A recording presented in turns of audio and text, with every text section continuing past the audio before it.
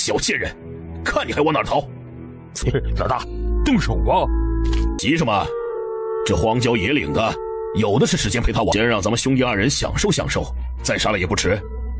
相府娇滴滴的小姐，滋味肯定不错。你们明知道我是相府小姐，还敢动手，胆子倒是不小。怕什么？杀了你，谁会知道是我俩干的？小美人，把爷伺候舒服了，也让你死得痛快些。话音一落，便直接伸手扑向了他。不料音乐突然反击，利用腿上巧劲儿，一把撂倒眼前的彪形大汉。獠牙男浑身一颤，双目狰狞地向音乐扑来。音乐灵巧躲过，利用转身之势，出其不意，一击毙命。就这点本事，还出来当杀手？音乐出生医毒世家，从小与药理相伴，一颗丹药万人抢，一手毒术更是令人闻风丧胆。没想到医学界风云人物竟葬送在一场车祸里。这位大哥，我只是路过，是不是有什么误会？音乐拼尽全力地迈着腿，身后的脚步声却越来越近，心中不甘，难道他注定躲不过一死？突然噗的一声，感觉面上微热，好险！正欲转身看看是谁出手相救，便听到扑通一声，身后之人也跟着应声倒下。什么情况？这是霜寒毒。萧林眼回京路上几番遭遇追杀，连日奔波，致使体内毒发，已是强弩之末。看在你自身难保，还出手救我一命的份上，本小姐便帮你压制毒性。至于能不能活，就看你的命够不够硬了。掏出原主随身携带的针线，并用萧林眼身上找到的火折子过火，封住他心脉几处穴位，引针放毒血。条件有限，只能死马当活马医了，听天由命吧。一刻钟后，男子恢复生机，却仍未醒来。这绣花针果真还是不行，达不到银针刺穴的效果。不过命暂时是保住了。竹林深处又传来一阵异动，音乐抬眸警惕地望向林间，似乎有人在往此处靠近。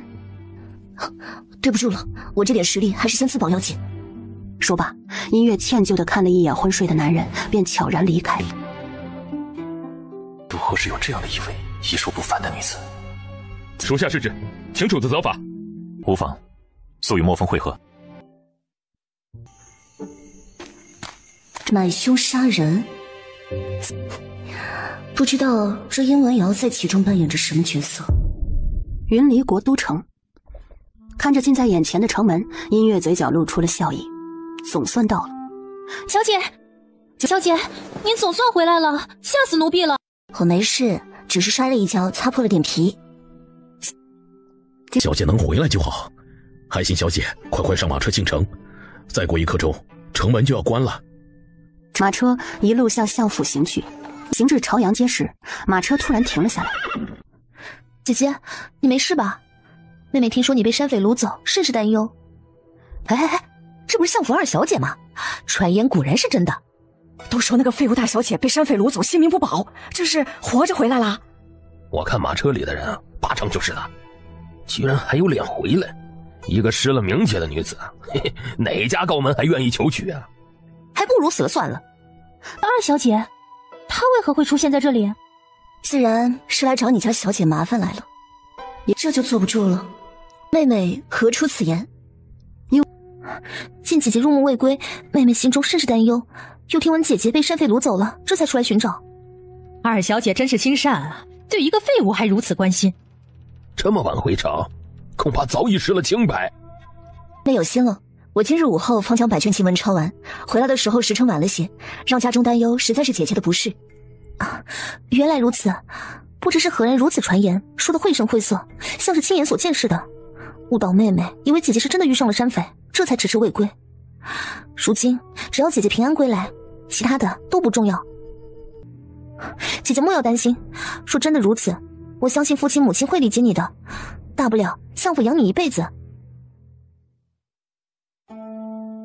这大小姐莫不是真的已经遭遇了山匪？那还用说，我看8成是这样。多谢妹妹关心，我并未遇到山匪。不知母亲病情如何了？家中传话说母亲病得不轻，妹妹在母亲院中侍疾，还能听到此间流言。说来姐姐也好奇，这流言到底是从何处而起？妹妹今晨方才回京，不过半日，流言竟能传得全城人尽皆知，莫不是有人刻意为之？看着大小姐形容得体，难道真是有人刻意散播谣言，想毁她清白？可这相府大小姐素来深居简出，谁会去设计坑害她？就是，这可说不准。再怎么样，她都是相府长女，是兰太傅外孙女。定是哪个奴才在外听了闲言碎语，竟敢在府中乱嚼舌根。待母亲身体康复，妹妹定要禀明母亲，为姐姐做主。原来如此，想来那乱嚼舌根之人也是受人指使，此番流言不攻自破，还要多谢妹妹为姐姐证明。妹妹可要上马车与我一同回府？不必了，母亲今日念起巨福斋的面耳酥，就在这附近，妹妹去就回。姐姐舟车劳顿，还是先回府休息吧。小姐，二小姐今日分明是有意在此为难您，说是百姓因此相信了流言，那于小姐而言可是万劫不复。不错啊，是个聪明的。小姐还有心思取笑奴婢，今日谣言虽然没有坐实，但对小姐的名声多少还是有影响的。流言止于智者，不必过于在意。况且今日之关已经过了，我们能平安回来已经是万幸。主子，据阿妹探查，今日城门并未看到主子所说的那位女子进城。今日城中可有异常？回禀主子，今日全城都在传一则流言，宰相府长女今日在京郊被山匪掠走。派人去查，本王要知道她今日所有的行踪。是。翌日，小姐快起身，奴婢伺候您梳妆，一会儿您还要去福祥居给老夫人请安。江兰，本小姐的满汉全席被你喊没了，一口刚要咬下去啊！小姐说什么呢？是不是饿了？待从福祥居回来就可以用早膳了。梳妆镜前，音乐左右摆动着头，打量起原主这张脸，五官精致，就是面色有些蜡黄，也不至于被传成丑女啊。面色蜡黄，眼白暗沉，双唇无色。不对，果然是中毒了。这音乐虚岁14，比殷文瑶大1岁。殷文瑶看着却更像姐姐，气色也比音乐好很多。这副身子如此瘦弱，原来是这慢性毒药所致。祖母惯会拿我打趣，瑶儿年纪还小，还想在家中多陪祖母几年。大姐姐婚事都还未定，怎么着急起我来？祖母也是为你着想。瑶儿觉得圣王如何？表哥乃人中龙凤，自是个好的。他是你的表哥，近水楼台先得月，只要你得了他的欢喜，这婚事就能成。祖母安好。昨日京中的流言我也听说了，即使知道时辰晚了，回个信跟府里说一声便是，何故又闹这一出，险些污了殷家的名声。祖母可是冤枉我了，昨日家中传信称母亲身体有恙，我便让二妹先行回府看望母亲。二妹临行前，我可是跟她说过大致回来的时辰，实在不知道流言因何而起。只是姐姐记错了，妹妹当时心里只念着母亲，不曾记得姐姐有说过这话。二小姐这话说的可就怪了。老夫人万福，你们二人一同在法华寺抄诵经文，即便是大小姐没有交代，你又怎会不知？大小姐独自留下来抄诵经文，需多耗些时辰。大小姐一心为老夫人祈福晚归，二小姐为何隐瞒不报？梅姨娘这是何意？难不成认为昨日的谣言是我散布的吗？祖母万福，轩儿见过大姐姐、二姐姐。来人，给小少爷备些糕点。来，到祖母这儿来。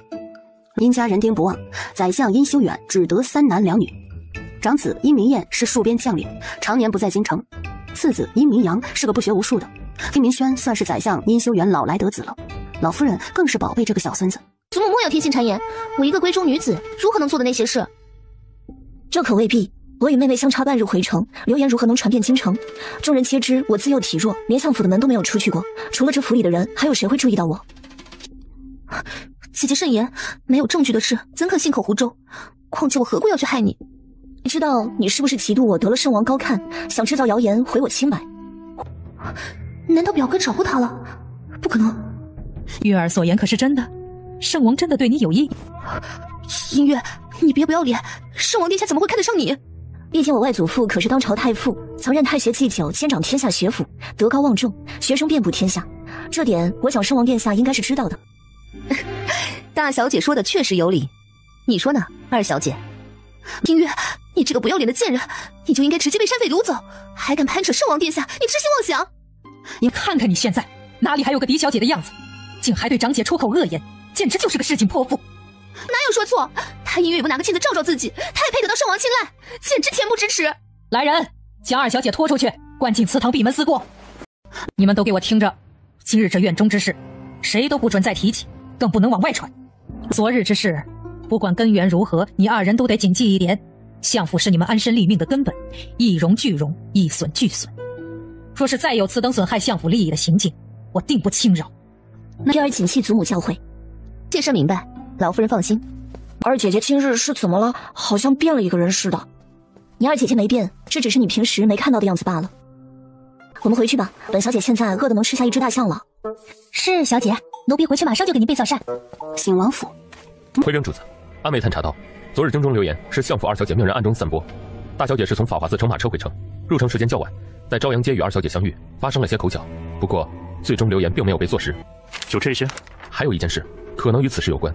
莫雨薇在京郊竹林不远处的一个山坡下发现2具男尸，皆是一击毙命，凶器是细长的纤细之物，疑似女子的发簪。只是相府大小姐自幼体弱多病，根本不可能杀死2个成年男子。且这大小姐年幼丧母，从未出过相府，在府里的日子过得也并不好，不太可能会医术。不是他，又会是谁？另外，回朝的大军已行至汾州，预计5日后抵达京城。通知老六，按计划行事。是，属下告退。3年前，北地动荡，北燕国入侵，云离国连师城池，朝中武将众多，却无人能抵挡北燕国凶悍的骑兵。在朝堂纷乱之时，三皇子萧林衍踏入宣政殿，请命出征。谁也没想到，这个一直默默无闻的少年，竟有如此谋略，用兵如神，不到半年便夺回云离国丢失的半壁江山。至此，势如破竹，乘胜追击，直扫漠北3城。北燕是马背上的国家，燕国人骁勇善战，加之北地气象恶劣，战火持续了3年，打得北燕国军心涣散，对萧林衍闻风丧胆。北燕王无奈，停兵请求和谈，最终以北燕国割让城池赔偿而结束战事。饮月轩，音乐看着桌上一碗寻不见米粒的清粥和发黄的青菜时，才想起来这些年原主吃的都是这些毫无营养的食物。府里是真的穷成这样了？今日后厨只送了这粥来，青菜还是奴婢从小厨房灶台边上找到的，卖相是差了点，但肯定可以吃的。你说这菜是咱们小厨房里的？音乐轩除了他和香兰，就只有2个粗使婆子。音乐正是奔着2人的住处去。大小姐怎么不敲一下门，吓了老师一跳？哼，2位嬷嬷的伙食可真是不错，我一个小姐吃的都没有你们好。大小姐说什么呢？你身体不好，不能吃这些荤腥的，只有老奴代劳了。合着你们吃的是本小姐的善事，让本小姐成日吃一些下人都不吃的东西。一个不得宠的小姐，有的吃就不错了，还想挑3拣4。大胆刁奴，谁给你的胆子这样和主子说话？反了你，居然敢打我！再怎么不得宠，她都是这府里的正经小姐，要是事情闹大了，咱们也讨不到好处。什么？你还敢对主子动手了？我倒要看看是谁给你们的这个胆子。走吧，香兰，咱们去翠玉轩找夫人问问，看这2个欺主的刁奴是受何人指使。小姐息怒，奴才方才是一时冲动冒犯了小姐，还请小姐恕罪。奴婢看小姐如今身子骨有所好转，是该调整一下膳食。既是如此，还不快去准备？本小姐饿了。奴婢这就去。往后若再敢有怠慢，尹月轩便不留2位伺候了。奴婢不敢。这府里没有给本小姐月钱吗？小姐，您莫不是忘了，自从大少爷离京之后，管家就再也没有给咱们院里送过月银了。香兰，随小姐我去要钱去。小姐要什么钱？翠玉轩，这位可是殷大小姐？你是何人？在下萧逸尘。殷大小姐可是要去翠逸轩看望姨母？小女音乐见过圣王殿下。本王得知姨母生病，特地前来探望，不想在此地能有幸遇见家人。王爷慎言。表哥，姐姐为何会出现在母亲院外？我原是想过来看望夫人，不想今日夫人院中有贵客。既是如此，音乐便不打扰了。表哥如今便只能看得见我大姐姐吗？瑶儿莫不是醋了？音乐的外祖蓝文柏是帝室，曾任太学祭酒，监掌天下学府，学生遍布朝野。就算是没有实权，但其声望对文人的影响极大。若能得兰家之旨，本王便相当于掌握了天下文人。瑶儿知道表哥有凌云之志，又怎会阻扰？只是瑶儿见表哥靠近其他女子，心中实在是……傻瑶儿，在本王心中，音乐不及瑶儿1/1000。若不是殷家世代清流，从不参与党争，本王又怎么会在这个病秧子身上花心思？瑶儿明白，只是音乐与兰家多年不曾来往，恐怕未必能让表哥如愿。这点，本王自有办法。母亲，你可听我女儿想法子除了音乐？你不是被罚跪祠堂了吗？你方才进来，可见到了圣王？母亲还管这个做甚？你可知道我方才在翠雨轩院外瞧见什么了？田月那个贱人，不知道从哪里得知表哥到府上来了，竟然跑到翠雨轩外偷偷见他。那个病秧子竟然开始不安分了。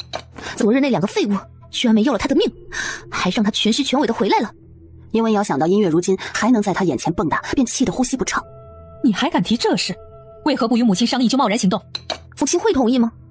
母亲不也是认同表哥的想法，娶那个废物为正妃？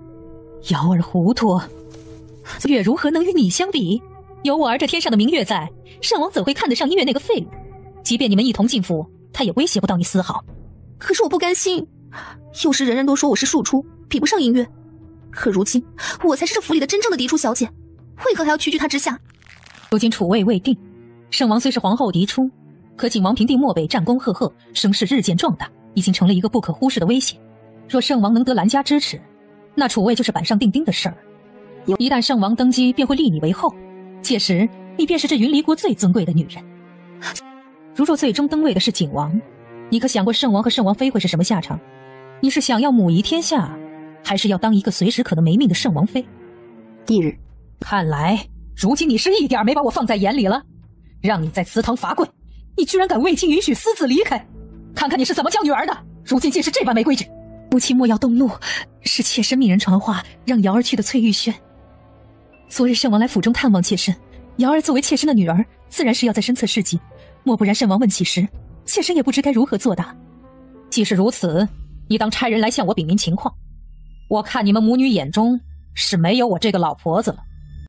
母亲见谅，妾身昨日病中因精神不济而疏忽此事，却是妾身之过，向母亲赔罪。母亲误在动怒伤了身子。祖母安好。你又来做什么？儿闲暇时看了很多医书古籍，知晓一些推按穴位的手法，可缓解头疼之疾。昨日见祖母似乎头疾犯了，便想着来给祖母按按，看看能不能缓解一二。还是月儿有心，那你便来试一下。祖母可莫要听他胡言，他哪里懂这些？别到时候按错穴位，伤了祖母可就不好了。无妨，一个小丫头按一按还能出什么事儿？丫头，你何时竟学会大夫诊脉了？祖母勿怪，我就是闲来无事看了些医书，想试试看能不能看出点什么。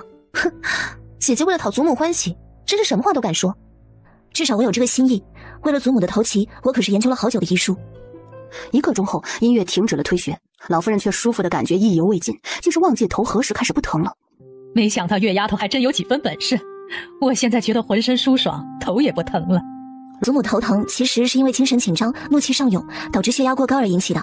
我给您开个降血压的方子，您调理一段时间，饮食清淡些，这头疼的毛病就会渐渐好转。姐姐莫不是魔怔了，竟然荒谬的想要给祖母开方子。祖母若是喝了你开的方子，出了什么好歹来，你担得起吗？母亲，还是谨慎些的好。眼下我的头已经不疼了，药方暂时就不用了。不勉强不勉强，只要祖母安好就行。还是月儿怪顺些。我原是想出门为祖母买些可入膳食、做药膳调理养生的药材，奈何府中很久没有给我发过月银，确实捉襟见肘。邹氏，月儿所言可属实？冤枉啊，母亲！府中每月都是按分例给各院发了月银，他怎么会没有？来人，将管家叫来。不一会儿，管家就来了。是不是你贪了大小姐的月银？府中给大小姐的月银去哪里了？大小姐没收到月银吗？每月银月轩都是林婆子来领的月银，没想到这婆子竟如此大胆，敢私吞小姐月银。二位真是唱的一台好戏啊！什么意思？难不成还是我吞了你的月银不成？夫人出身名门，自是高贵的很，怎么会做这等不要脸之事？你怎么，夫人如此动怒，难道真的是你做的？本夫人自是看不上你那点银子。啊，都怪那婆子，手脚竟如此不干净。这人在府中这么多年，没看出来心竟然是黑的。唉，此人实在是卑鄙无耻，差点让我误会了夫人。林婆子，一个粗使婆子，拿了银子也花不到哪儿去。一查便知道钱银去哪里了，自是有人给你补上。后日长公主府的春日宴你也去吧，稍作打扮，莫要失了相府的脸面。多谢祖母挂念，只是我那儿并没有能够出席宴会的衣裳，身上这还是我院中能找到的最好的了。春日宴二妹去就好了，我就不凑热闹了。你且回去，衣裳我自会让你母亲给你安排。奴婢有眼无珠，冒犯了大小姐，还请大小姐高抬贵手，饶了奴婢。嬷嬷这是做什么？方才管家已经差人将林婆子给带走了，求小姐放过奴婢吧，奴婢再也不敢了。收拾林婆子的可不是我，找你的主子说去。奴婢愚钝，奴婢的主子就是大小姐啊。管家称林婆子私吞了本小姐的月银，现下是去了何处，我想你心中应当有数。与其在这里求我，不如去求你的主子。嬷嬷还是从哪儿来回哪儿去的好，尹月轩可留不住你。奴婢知道错了，奴婢日后定当好好的伺候大小姐，绝不敢再犯了。求小姐不要赶走奴婢，留下来也不是不可以，先看看你的表现再说。多谢小姐开恩，奴婢定恪尽本分，不敢再有二心。小姐明知道陈婆子是夫人的人，为何还要留下她？把她赶走了，院外的粗活你一个人干得过来？与其再来一个不听话的重新收拾，还不如留下这陈婆子。至少她现在被敲打怕了，不敢再造次，还能乖乖的干活。还是小姐想得周全。香兰，本小姐一个月有多少月银？府中嫡出公子小姐每月30两月银，庶出20两。这么少？我的小姐啊，30两银子可够寻常人家1年的花销了。是吗？这么说来，这还是一笔大数目了。如今钱到手了，音乐终于可以出门给自己配药解毒了。小姐，您这是打算做什么？本小姐要出门一趟。小姐，您不带上我吗？这次出门有事要办，不方便带上你。可小姐一个人出门，奴婢实在不放心。放心，我很快就回来。来到都城最繁华的朝阳街，里揣着刚拿到的银钱，音乐找到城中最大的药铺汇仁堂。这位小哥，我想2张方子抓药。嘿，姑娘请上号。姑娘，这药方是从何处来的？这不是我方才在这儿写的吗？姑娘莫怕，这是我们汇仁堂的季大夫。这药方确是姑娘方才所写。季大夫是想问，这药方是出自哪位大夫之手？这药方是我开的，可是有什么不妥？老朽醉心医道多年，研学历代名医医案，姑娘这方子甚是精妙，今日真是大开眼界。只是姑娘这其中一个药方里有一味断续草，药堂里正好没有，掌柜的出门采买，约莫在3日便能回来。姑娘可放下定钱，3日后再来取药。大夫在哪里？快救救他！一个中年男子抱着个6、7岁左右的孩童冲进药堂。季鲁见状，立刻上前查看。这种场面对于一个药铺来说是很常见的。众人注意力全在这个孩子身上，只剩方才的小哥在帮音乐抓药。你说什么？怎么可能没救了？还请您节哀，这孩子确实脉象全无，已然是断气了。不可能，这孩子平日里虽然身子弱了些，可也都从未像今日这般，怎么可能突然就没了？你们是大夫，怎么能见死不救？不是我们不救，他已经死了。我等又不是神仙，如何能起死回生啊？你还是将他带回去，准备后事吧。他还有救，季大夫可否借银针一用？你一个小丫头哪里懂医术啊？难不成还把自己当神仙了不成？这孩子已经死透了，怎么可能还有救？是啊，小姑娘别瞎折腾了，这孩子怪可怜的，就让他安心去吧。连季大夫都束手无策，你一个丫头怎么可能有办法？要音乐看到银针，不管周围人言语，凝心静气，眼明手快，迅速落针，提插、捻转、震颤，不同的穴位用不同的手法。周围的议论声在他一针针落下中渐渐消失。在音乐取下最后一根银针时，男孩缓缓地睁开了双眼。于叔，玉少爷，你没事了，真是太好了。真医啊，没想到这姑娘医术如此高明，多谢姑娘救命之恩。今日若非姑娘出手，我家小少爷必是性命不保啊！先生不必如此，治病救人乃是医者本分，你无需如此。老夫眼拙，之前竟还怀疑过姑娘的药方，想不到姑娘竟有如此回天之术。季大夫谬赞，我并没有回天之术，这孩子其实只是心脏骤停出现休克，换句话说就是假死现象。假死？这孩子今日的起居有何异常之处？可是接触了什么，或者吃了什么平日里没有吃过的东西？以及生命的过敏反应多为接触食物、药物等过敏源所致，他有可能是因为接触了致敏物才导致的过敏性休克。于叔，今日出府前，于少爷，我们该回府了，晚了夫人会担心的。不知姑娘闺名，家住何处？改日府上定登门拜谢。言下我清阅即可，住址不便透露，还请见谅。姑娘大恩，在下铭记，微薄枕巾，望姑娘收下。顺便提醒一句，这孩子是过敏体质，饮食起居都需要注意，在不清楚过敏源前，最好不要轻易尝试，尤其这次接触过的东西，万万不能再碰了。家家有本难念的经，既然对方不愿意多说，他也不会干涉。留下医嘱，便转身去提自己的药。请问小哥，药堂里可有卖银针？银针需要预定，姑娘3日后来取药时一并来拿。娘如果不嫌弃的话，在下这套银针可以送给姑娘。多谢季大夫好意，君子不夺人所好。姑娘妙手，这银针在您手上也是物尽其用。既是如此，季大夫可否将这银针借我3日？3日后我来归还。姑娘不必客气，您尽管拿去用。离开药堂的音乐发现身后有人在跟踪他，前世不少人为了他手中的药而跟踪他，为此他还学了不少反侦查术和防身术。音乐勾唇狡黠一笑，侧身往人群挤去，不消片刻，消失得无影无踪。回去禀报主子，人跟丢了。而此时的音乐早已卸下伪装，回到隐月轩，开始制药。翌日，小姐，您的脸。杨澜，你下次可不可以换一种叫醒方式？再这样一惊一乍的，本小姐迟早被你吓没了。不是奴婢吓人，是小姐今日亲自大便，奴婢差点没认出来，不信您自己看看。近日我从医书中得到一个调养的药方，本是抱着试一试的态度，没想到真的有效果。小姐真厉害，看看医书就能给自己调理身子。问姐姐好，明日便要去长公主府赴宴，母亲让我来给姐姐送新衣裙。姐姐今日怎么戴起了面纱？昨日见了风起了风疹。姐姐明天可要约我一同去长公主府。我这身子弱你是知道的，对那春日宴也是提不起兴致，妹妹还是自己去吧。不行，祖母命你我一同前去，姐姐若是不去，恐怕会惹恼了祖母。那就去吧。既是如此，妹妹便回去准备准备。二小姐今日很反常，奴婢看她定是不怀好意。既来迟则安之，我倒想看看她要耍什么花样。您听说了吗？景王要班师回朝了。那可是我们云离国的战神。景王征战3载，如今已经是弱冠之年，说不定圣上很快便会为景王赐婚。前日我还听身边的婢女回来说，外面都在传景王面相凶狠，长得是豹头环眼，叶合虎须，小孩见了都会吓哭。听说长公主此番是有意为景王斟酌王妃人选。这位是哪家小姐？为何戴着面纱？好像之前从未见过。姐姐，原来你躲在这儿了，我到处找你都找不到。杨妹妹，这位就是你那传闻中的姐姐？正是家中长姐音乐，你们别介意啊，我姐姐从小体弱，对自己的容貌不自信，怕被人笑话。哦，原来是那个露颜无才的相府大小姐。哼，这大小姐不是从来不出门吗？我看她是年纪不小了，不得不出来给自己谋出路了。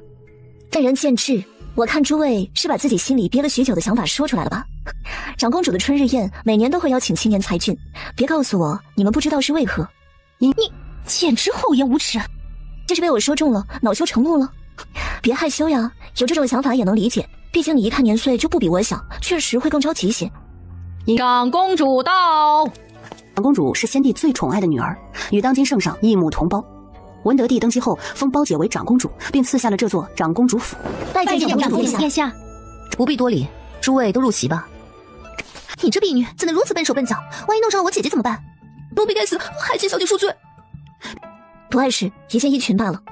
奴婢带小姐去厢房更衣。我的丫鬟还没有回来，没人去马车拿衣裳。姐姐先随着婢女去厢房，我让雪萍去马车上给你拿衣裳。这便是安排给小姐休息的厢房，还请小姐在里面稍后片刻。姑娘莫不是带错路了？此处看着僻静，不像是供人休息之处。姑娘多虑了，也因此处僻静才适合女眷休息。等被方才那位雪萍姐姐已经将小姐的衣裳拿过来了，奴婢先去前院接她。这叶文瑶还真舍得下本，这世间怎么会有这么好看的男子？这可是我特制的软筋伞，撂倒一只大象都不在话下。不过这双眼睛这么看着有点眼熟。正当音乐苦恼时，突然发现门口有动静，一悄声靠近门口，音乐上前一个手刀将对方击晕，拖着殷文瑶就将他扔到了软榻上，还好心的将他放在了萧林眼身旁。在萧林眼盛怒的目光中，音乐大摇大摆的走出了厢房。奴婢不知怎的突然闹肚子，出去的时间久了些。你今日可是吃了什么不该吃的东西？路上吃了雪萍给的糕点。没事就好，我们先进殿吧。刚才奴婢去后院给大小姐送更换的衣裳时，在院中听到一些奇怪的声音。可曾看见是何人？回夫人，奴婢不敢靠近，特地回来请示夫人。还能是何人啊？我看呐，8成就是你们府上的大小姐。哼，真是不知羞耻，竟敢在长公主府上行苟且之事。雪萍并没有看到里头发生了什么，说不定是误会呢。走，我们进去看看，到底是哪个不知羞耻的。月儿，你怎么能如此自甘堕落？你可……小儿，瑶儿，你快醒醒！小姐，是说是大小姐吗？这二小姐怎么会在厢房里？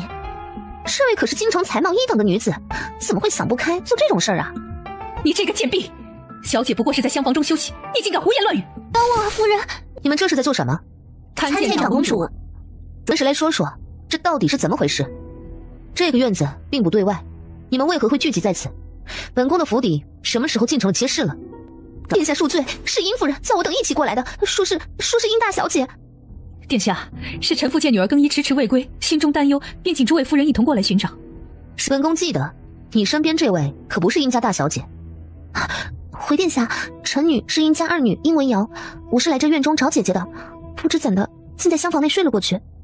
这就奇怪了，我方才并没有见到妹妹啊。婢女将我引到此处便退下，我见雪萍迟迟未将更换的衣裙送来，便想着出去寻找，谁知刚到前院就见一群人往后院走，我也是心中好奇才跟了过来。你放肆！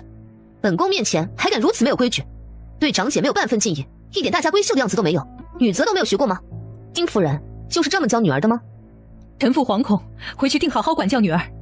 从今日之事，本宫若不小惩大戒，恐怕将来她还会不敬父母，不尊君王。便罚你抄女则百遍，既是学不会规矩，那就抄到会。臣女知错，谢殿下恩典。当日后，大军班师回朝。末将樊迟拜见皇上，吾皇万岁万岁万万岁！景王呢？回皇上，王爷在最后一场战役中受了重伤，如今伤势未愈，不能前来拜见，望皇上恕罪。喂，皆是我云里好男儿，此番远征辛劳，都起来吧。废物，全是废物！一个快要死的人，折了多少人？居然还能让他成功回到京都？属下无能，请王爷责罚。王爷息怒，景王一路随大军而行，本就不好下手，加之他身边4大暗卫个个武艺高强，刺杀本就不易。那先生以为如今这局势当如何扭转？景王虽有军功，但朝堂上的根基却不如王爷，朝中不少大臣还处于观望状态。王爷可还记得兰太傅？先生的意思是，兰家小姐年幼，但兰太傅还有一个外孙女。本王也正有此意，不过兰家与殷家多年不曾来往，先生可有把握这音乐能动摇他的外祖？兰家子嗣单薄，兰太傅只一儿一女。当年兰氏女出嫁时，兰家可是将半数家业都给了这女儿做嫁妆，可见兰家是极宠这个女儿的。只要王爷能娶了兰太傅的外孙女，就算她不会成为您的助力，也绝不会是您的阻力。先生说的有理。紫宸殿，这老三是越来越没规矩了，伤重也不提前给朕送个消息。陛下息怒，景王殿下应是怕皇上担忧，故而隐瞒不报。不知他伤势如何了？死不了，皇后不必担心。如此，臣妾心中便也稍安些。哦，他再过2年也到了弱冠之年了，该定门亲事了。皇上说的是，但以儿的婚事，皇上心中可是已有了人选。朕觉得宰相府嫡长女音乐就不错。皇上是想将她许配给眼儿？没错，这音乐是朕恩师的外孙女，这些年也都规规矩矩的待在相府，想来定是个知书达理的。坊间都说这相府长女漏言无才，恐怕并非眼儿良配。那不过是传言罢了。朕见过那孩子的母亲，她当年可是冠绝群芳，有天下第一美人之称。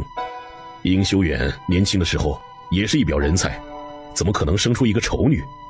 皇上说的是，臣妾这就回去准备准备。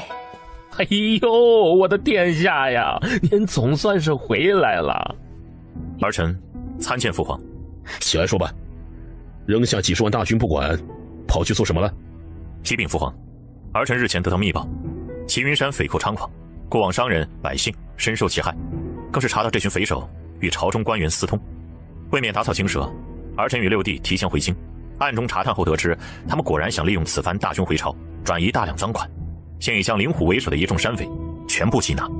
清剿时还发现山寨内设有暗牢，牢内囚禁的不但有商人百姓，甚至还有朝廷官员。天子脚下竟敢如此猖狂！儿臣愿请命彻查。左恩，传朕旨意，责令景王萧灵眼执掌刑部，彻查齐云山山匪与官员勾结一案。甚还有一事要与你商议。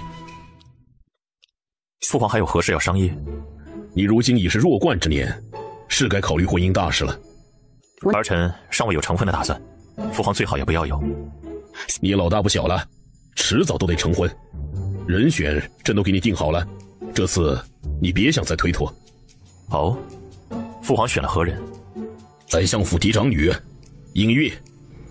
全凭父皇做主，儿臣还要去办案，先行告退。他方才是同意了，是不是朕听错了？恭喜皇上，景王殿下的终身大事有了着落，皇上心中的大事总算可以放下了。当年朕一提成婚之事，他就找借口逃走，打个仗回来倒是听话了不少。王爷在战场上磨砺了3年，确实更加站稳了。相府长女音乐接旨，奉天承运，皇帝诏曰：殷家长女音乐淑德含章，端方明慧，特赐婚于景王小灵颜，册景王妃，一令有司择日，备礼册命。恭喜大小姐。公公可有念错？皇上旨意岂容有错？大小姐快领旨谢恩吧。臣女接旨，谢皇上恩典。那咱家先告辞了。相爷留步。你何时认识的景王？父亲这话何意？皇上为何会突然下旨给你赐婚？父亲作为一朝宰辅都不知道的事情，女儿又怎会知晓？这是你与为父说话的态度吗？简直没有规矩。回到院中，音乐换上衣服，便从后院翻墙偷溜出府。姑娘，见到你真是太好了。先生找我何事？是府中主子有顽疾，不知姑娘是否愿意出诊？出诊可以，只是今日恐怕不便，家中还有要事。这位病人可是急症？并非急症，只要姑娘肯出诊，多等几日也无妨。那便请先生留个府上住址，我改日再上门看诊。还请姑娘稍后。武阳侯府，权贵人家，就是不差钱的意思。事先说好，我出诊可是要收费的，诊金一次500两，药费另算。这是自然，只要姑娘能医好我家主子的病，银钱不成问题。王爷莫急，只要他2人尚未成婚，一切都还有转圜的余地，不是吗？梁先生有何高见？在相府与王爷是表亲，相府于王爷而言，还不是信步而入？先生可有其他良策？此计虽为下策，但却是最简单快捷，甚至是不给他人留余地。届时，真相便是您与那殷大小姐自幼相识，本就两情相悦，是景王横刀夺爱，到最后说不定还能成就一段佳话，成就王爷痴情美名。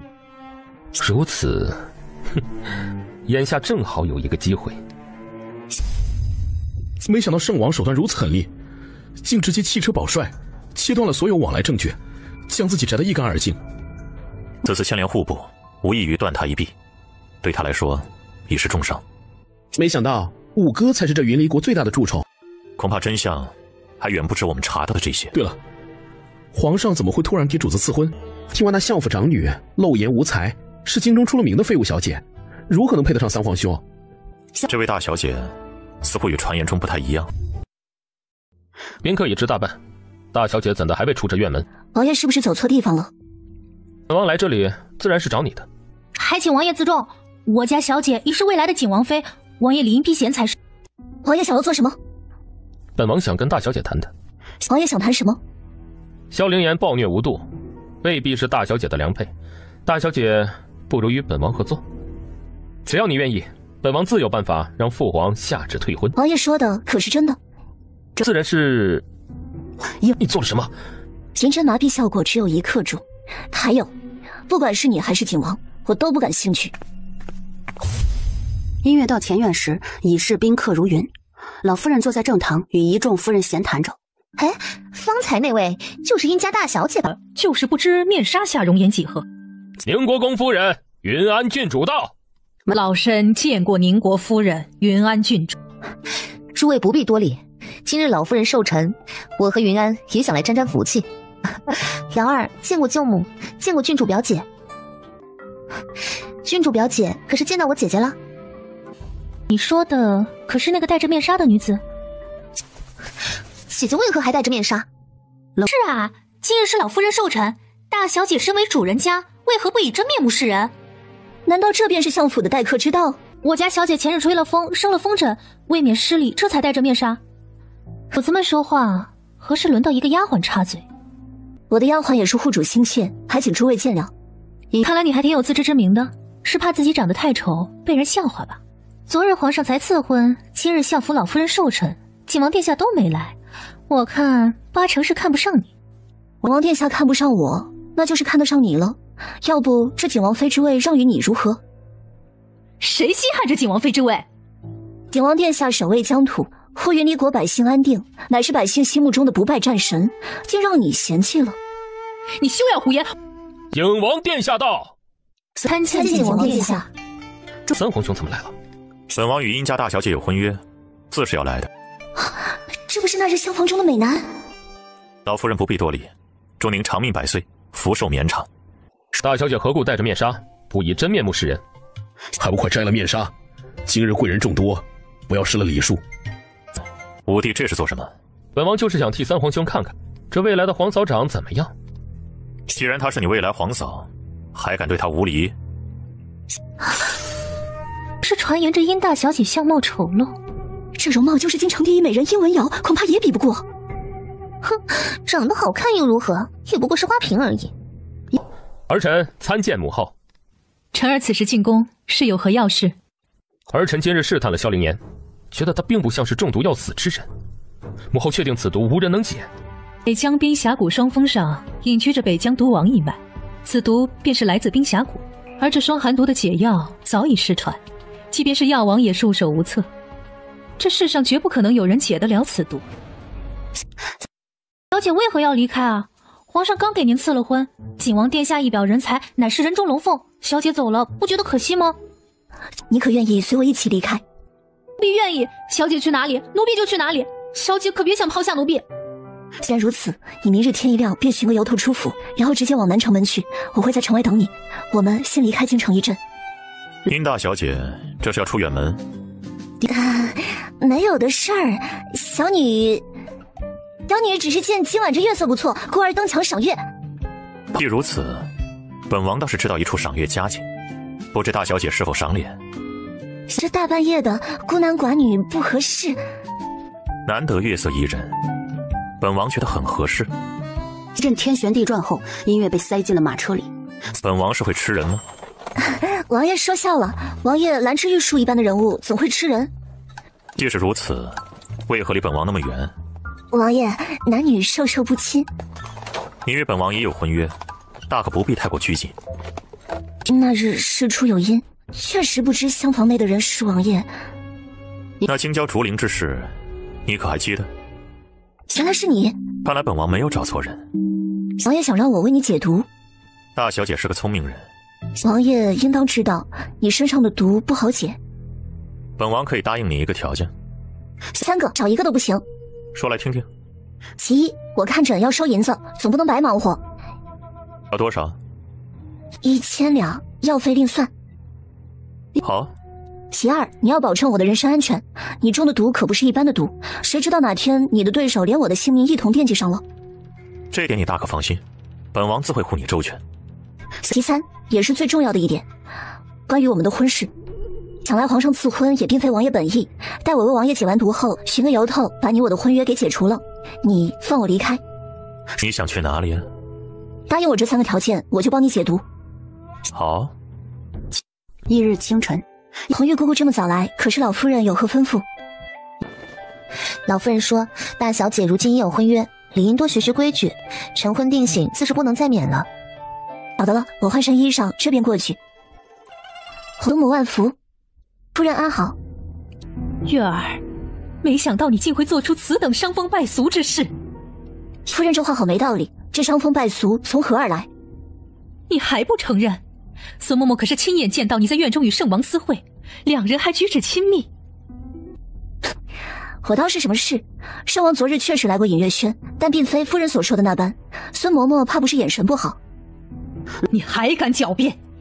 一个未出阁的小姐，私下与外男相会，本就与理不合，更遑论如今你已是有婚约在身。腿长在圣王身上，他自己跑来隐月轩的，也能算我头上。你还不知错？给我跪下！祖母还没有弄清楚事情原委，便不分青红皂白的要给我定罪吗？你怎可这般顶撞你祖母？我原以为你是个乖顺的，不曾想见这般不懂规矩。既是不懂规矩，那老婆子今天就好好教教你规矩。来人，请家法来。祖母可想好了，我如今是景王的未婚妻，您难道就不怕这重磅下去惹怒了景王？未婚妻又如何？只要你一日还未出嫁，就仍是我殷家的女儿。老婆子管教孙女，就是王爷也不能过问。曹管家，你还愣着做什么？是，老夫人。夫人，景王府来人了，说是有要事要请大小姐过府商议。你确定是景王府派来的人吗？回二小姐，那人确实出示了景王府的腰牌。既是景王要见你，那你且先去吧。祖母，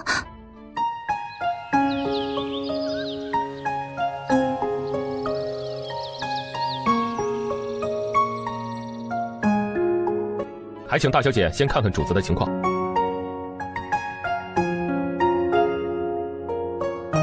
督促已经逼近心脉，若是他再晚些时日来找我，便是华佗在世，恐怕也救不了他了。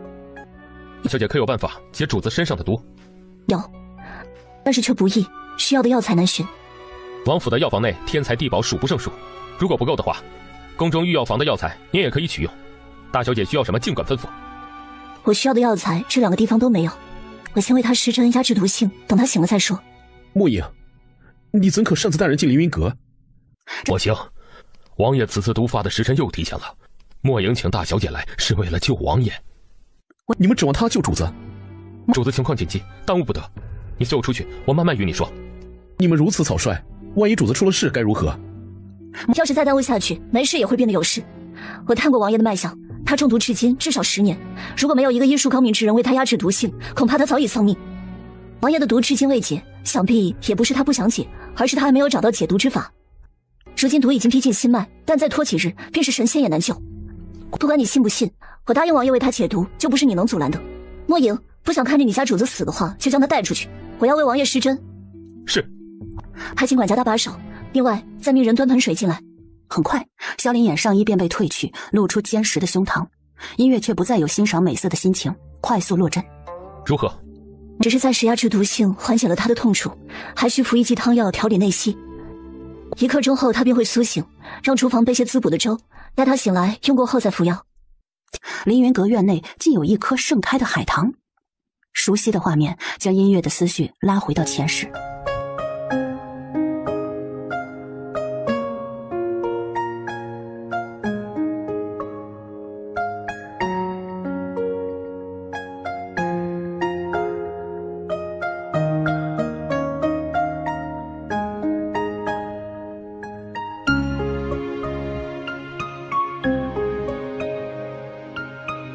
音乐，你在思念着何人？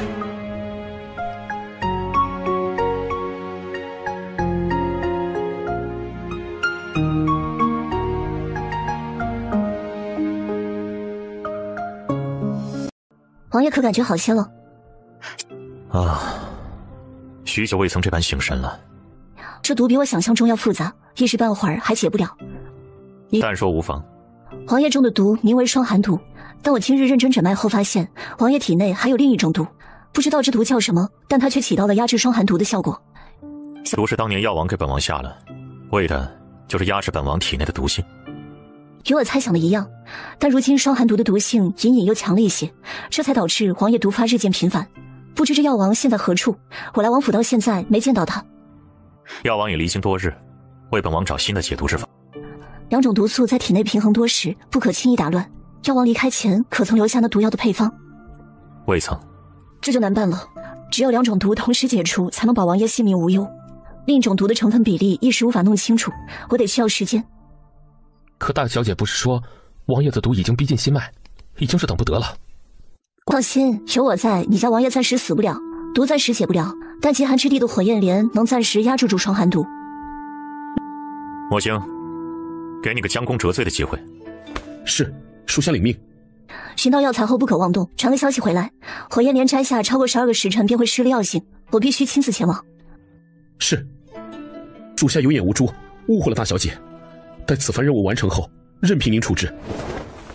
吩咐膳房摆膳。奴才这就去安排。吃饱喝足后，音乐便离开了景王府，缓步在京城的街道上，正好萧萧时。想不到小姐医术竟这般厉害啊！你可想过我的容貌为何会有变化？难道小姐还能医治容颜？是，也不是。那小姐如今可是大好了。现在已经好了。你对我母亲过世之时的事情还有印象吗？奴婢只记得当日小姐与往常一样同奴婢在院中玩，后来夫人就突然昏倒，紧接着内院就传出噩耗，小姐也重病一场。你可还记得当日院中何人来过，或者有没有生人进过母亲的院子？奴婢想起来了，当日厨房送糕点来的婢女，奴婢以前没见过，当时还觉得那位姐姐长得好看。这糕点我可曾吃了？因为那日糕点太过甜腻，小姐只咬了一点点便不吃了。奴婢当时还说新来的厨娘不懂小姐的口味。最后那碟糕点我母亲吃了。小姐的意思是？看到香兰的神色，音乐便知道结果。难怪明明有人给他下毒，这些年却还让他活得好好的，原来是下毒的目标已经死了。舅舅，你长大了，与你母亲越发的像了。外祖父外祖母二老可好？你外祖父身体还算健康，只是你外祖母眼睛不好，当年不提了。看到你如今出落得亭亭玉立，舅舅心中甚慰。舅舅，我想回兰家看看二老。罢了，你随我回去吧。你外祖母看到你定然会高兴，只是若你外祖父的话说的不中听，你且忍忍。多谢舅舅。外祖母，哎呦，好孩子，你受苦了。孙儿不孝，让您担忧了。你还回来做什么？孙儿糊涂，伤了二老的心，罪不可恕，请外祖父责罚。你这孩子跪着做什么呀？月儿年幼时不辨是非，受奸人挑唆，伤了二老和舅舅的心，如今悔之不及。月儿自知有错，请外祖父责罚。既知道错了，便起来吧。这些年你定也是受了不少罪，往后莫要再糊涂了。月儿谨记教诲。丫头啊，快用些糕点。外祖母，可愿让我看看你的眼睛？老毛病了，月儿不必担忧。月儿这些年闲来无事，对医术颇有兴趣，习了不少医理，说不定对您的双眼会有帮助。哦，月儿竟还会医术啊！那快过来给外祖母瞧瞧。若是看不好也不打紧，我这眼睛呐，看过不少名医，都束手无策。外祖母无需忧虑，您的眼睛不难治。月儿真会医术啊！外祖父放心，月儿不会乱来的。来，丫头，外祖母啊，准备好了。还请祖母将眼睛闭上。不给其他人说话的机会，音乐迅速落针，时间在一点点流逝。终于，等音乐取下针后，众人皆松了口气。外祖母，睁开眼睛看看。我这双眼许久没有这么清明了。小姐医术确实了得，连身上中的毒都是自己解的。你方才说什么？月儿为何会中毒？你如今身子可好？外祖母莫急，香兰方才不是说了吗？孙儿身上毒已经解了，身子也大好了。究竟是怎么回事？外祖父可知月儿母亲当年是如何过世的？你都知道了些什么？母亲当年并非因病过世，而是被人毒害。你母亲当年确实是遭奸人所害，你是从何得知与你中毒之事有关？舅舅恐怕想不到，当年中毒的人还有我。这毒无色无味，原是一种慢性毒药，药量少可致中毒者身体虚弱，日渐消瘦，直至油尽灯枯而亡；药量大便可直接毙命，一般大夫查不出病因。丫头啊，这些年你受苦了。就可确定凶手是谁？虽无证据，但殷家除了现在的主母邹氏，还有谁想让你母亲死？如今已是时过境迁，想要再查当年的真相，怕是难上加难。或许有个人能帮得上忙。月儿说的可是景王？不错。景王如今与你有婚约，或许真能帮上忙。宁轩，你怎么一个人过来了？大姐姐，小少爷怎么会在这里？你再去备付碗筷，顺便多盛一碗饭来。是。三少爷怎能又跑过来搅扰你大姐姐了？姨娘，大姐姐这儿的饭菜比我们院中的好吃多了，只是换个口味，吃起来更香些。大大小姐之前给的养颜丹是从何处得来的？妾身今日差人去过了慧仁堂，慧仁堂并没有售卖此药。此药是我偶然在一本医书上见到的药方所制。大小姐竟有这本事，看着医书便能制出这等良药来。梅姨娘谬赞，闲来无事便多看了些医书，习些医道。大小姐手中可还有这养颜丹？梅姨娘若是需要的话，自是没有问题。大姐姐这儿的红烧鱼真美味，我肚肚都吃撑了。喜欢下次来，大姐姐亲自下厨做给你吃。我下次还能来大姐姐这儿用膳吗？当然。日清晨，音乐便来到了五阳侯府。姑娘不是捎信来说有要事离京，今日没法过来吗？出了些变故，暂时不会离开京城。姑娘可是遇到了什么难处？若是于某人能帮得上忙，定义不容辞。多谢先生，眼下已无事了。夫人怎么出来了？不碍事。这位便是你说的清月姑娘吧？是的，夫人。见过侯夫人。姑娘受累，还请姑娘为夫人诊治。还未向姑娘致谢，若不是姑娘出手相救，我那幼子怕是要与我天人永隔了。夫人客气，医者本分而已。况且我已收了诊金。夫人喜欢养花草，府上姐妹怕我在院中闷着，时常会送些花草过来。夫人可是时常接触这些花草？我见不得风，平素多是在屋里待着，连这院子都没怎么出去，也极少去在意那些花草。可是有何不妥？夫人是否一到院中便气息不稳？姑娘何意？夫人的病症还不至于让您出不了这个房门，您恐怕是对花粉过敏。姑娘的意思是，这些花草对我的病症有害？不错，夫人往后还是少接触这些为好。奴婢这就命人将那些花撤了。府上小公子恐怕是随了您的体质。小玉，回来。姑娘的意思是，雨儿也对花粉过敏。小公子与您一样是过敏体，但我不确定他是对什么东西过敏。您如果知道的话，可以往这方面留意。院外的花也不适宜久留，您这院子倒是与那院名相称，迎风院，微风徐徐将花粉吹满院。多谢姑娘。夫人不必如此，小公子年幼，本不该牵扯到是非之中。夫人也不必太过担忧，只要您远离花粉，调养一阵，便可如常人般体健。姑娘的意思是，只要我不触碰这些花，就不会发病。不错。他日姑娘若有困难，尽管来五阳侯府，我定当竭力相助，以报今日之恩。那便先谢过夫人。过几日我将易喘的药治好了，再给夫人送来，病发时服用即可缓解。清月姑娘，今日想要些什么药材？我这次来是想要与贵药堂谈笔生意。姑娘想要如何合作啊？我想借贵药堂卖成品药。不知姑娘手中有什么药？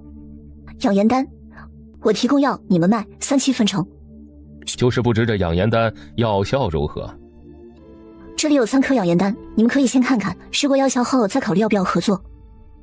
临走前，音乐又在药堂给自己添了补给药材。季鲁看着音乐开出来的药材清单，更加确定了音乐是个毒医。小姐，你买这么多药材回来做什么？制药啊，本小姐需要赚钱，赚很多钱。奴婢来帮你吧。你别动，这个有毒。小姐，你买这么多毒药做什么？这些可是好东西，制成药能卖不少银子。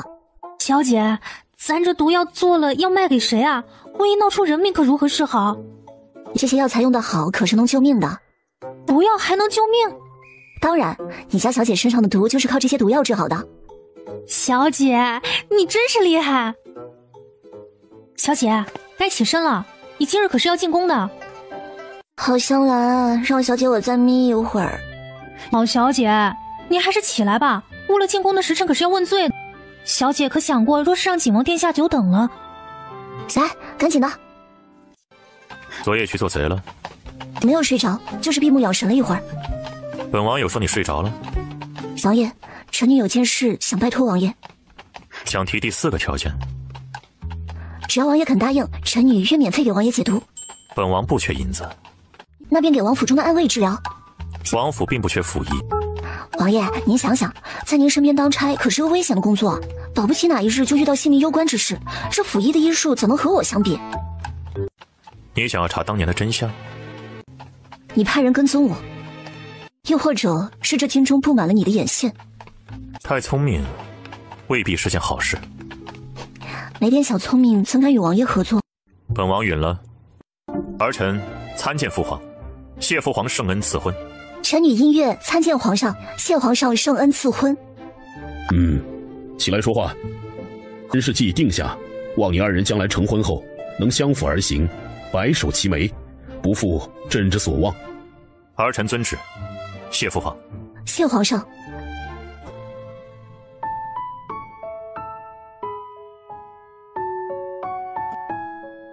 月姐姐，参见明清公主。姐姐莫怕。皇后娘娘召见，请公主殿下因大小姐进殿说话。多谢。姐姐快随我进去吧。在烈日下站了整整2个时辰，音乐已身虚体乏，闭目缓了缓神，便随之进了永安宫。儿臣参见母后。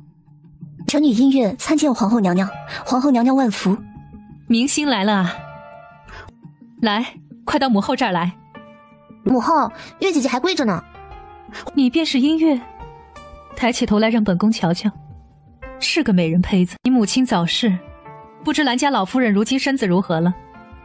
回皇后娘娘，臣女不孝，多年不曾回过兰家，一时没见过外祖母，恐怕无法解娘娘的疑惑。你的事情本宫也听说了不少，如今你既得皇上赐婚，便该恪守女德，安分守己，莫要生出一些不该有的心思。臣女谨遵皇后娘娘教诲。皇后娘娘，要责罚他，是不是该给本王一个理由啊？景王真是越来越没规矩了。三皇兄，皇后若没有别的事，本王便先带他离开。起来，还能走？臣女告退。今日多谢王爷。看你在本王这儿倒是机灵，怎么今日这般蠢钝？这姐姐怎么了？无事，我先带她出宫。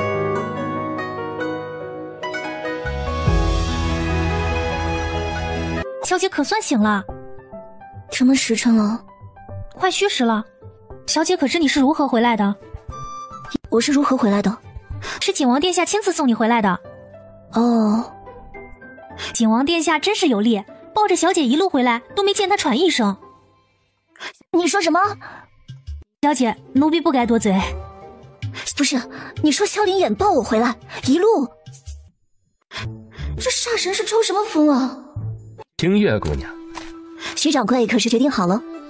哈哈，没想到姑娘的养颜丹药效这般显著。姑娘放心，一切按照姑娘要求来，只要你能提供药丸，药堂全力配合。这养颜丸是你研制的？你是怎么想到用石灵香中和五回草毒性的？你懂毒术？兴趣而已，没你用毒厉害。能凭成药断定这2种药性相互间的平衡，可不是光兴趣就能做到的。你是何人？在下顾清风，你是清月，我是清风。别说，你我还挺有缘。这还有一味七星草，你是用什么药与它的毒性相抵？无可奉告。清月，你别走那么快啊！你跟着我做什么？我俩这么有缘，何不交个朋友？你饿不饿？我请你用午膳。不需要。天香楼新来了个厨子，厨艺一绝，特别是那龙井虾仁，还有红烧鱼，极其鲜美，咬一口唇齿留香。走吧，说好的你请客。二位里边请，今儿就剩这一个雅件，还请二位海涵。不碍事，就这件。顾清风熟门熟路，一口气点了10来道菜。二位稍坐，饭菜马上就来。二位不介意的话，与在下拼个桌。不介意。清月姑娘与这位认识？不。昨日谈的条件，清月姑娘可还记得？不错，我们认识，很熟。哎呀，我突然想起有一件重要的事情要办，二位慢慢谈，在下先行告退。清月姑娘这吃相，倒是与本王的未婚妻有点相似。去那么多，累得慌，美食在前，还管那些做什么？王爷，跟您商量个事儿。你说。您看啊，您可是一国王爷，这身份那是相当的尊贵，对吧？您这身价就更不用说，绝对是1等1的高。绕这么多弯子想说什么？您看这枕巾能不能加点？不能。一共是为银320两。这就尴尬了，天香楼的菜好吃是好吃，是不是也太贵了些？莫影，给大小姐记在账上，下回枕巾里扣。是。这枕巾，本王忽然想起有些政务要办，大小姐慢用。新制的养颜丹。大小姐果然守信，今日没准备，身上就这点银两，回头我让晚香再送些过来。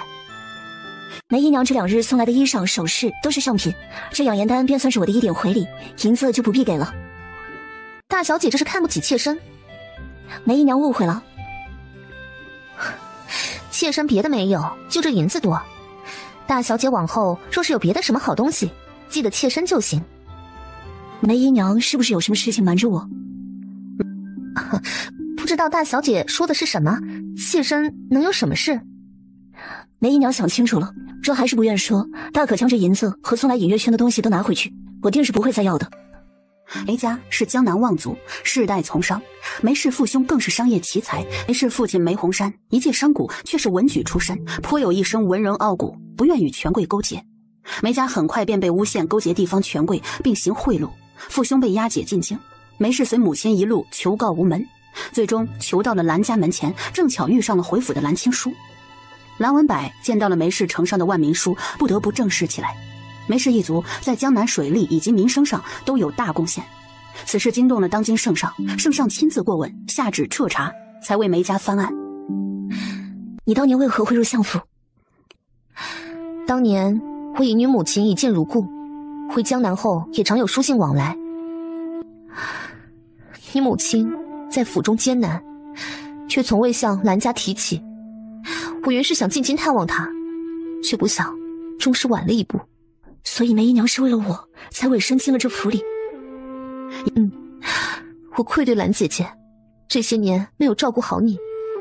这怎能怪你？是我当年猪油蒙了心。过去的便过去了，你如今这般乖巧懂事，兰姐姐若是能见到，一定会高兴。大姐姐也喜欢姨娘吗？太好了，以后姨娘便不用守在院外，可以跟我一同进来找大姐姐玩了。往后你们想什么时候来就什么时候来。大小姐，宫中传话，太后娘娘许您明日一早进宫觐见。太后娘娘不是去玉林庵斋祭礼佛了吗？此驾昨日便已回城。晓得了。